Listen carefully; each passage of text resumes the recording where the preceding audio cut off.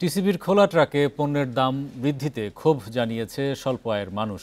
তাদের অভিযোগ, এমনিতেই বাজারে দাম বেশি, তার ওপর সরকারিভাবে মূল্য বৃদ্ধিতে চরম ভোগান্তিতে পড়তে হচ্ছে তাদেরকে।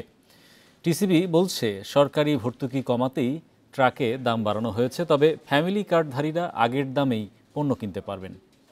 এই ঈদে জামা জুতো অ্যাক্সেসরিজের ডিসকাউন্ট।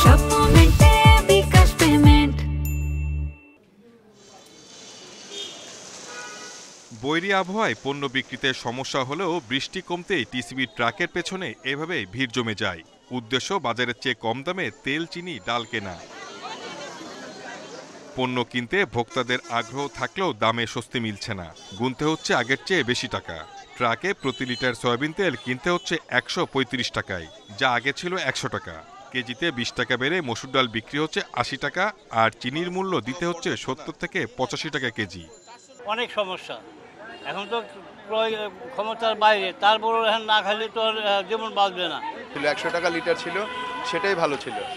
চিনির দামটাও বাড়াইছে, ডালের দামটাও বাড়াইছে। আগের রেটটা যদি থাকতো তাহলে আবার আমাদের জন্য আরেকটু সহজ হতো। টিসিবি বলছে কিছুটা দাম বাড়লেও একটি ট্রাকে মোট ৪০০ জনের জন্য পণ্য বরাদ্দ থাকছে। তবে স্বল্প আয়ের মানুষের জন্য ফ্যামিলি কার্ডধারীরা আগের মতো ১০০ টাকা লিটারে সয়াবিন তেল, ৬০ টাকায় মসুর ডাল ও ৭০ টাকায় চিনি কিনতে পারবেন।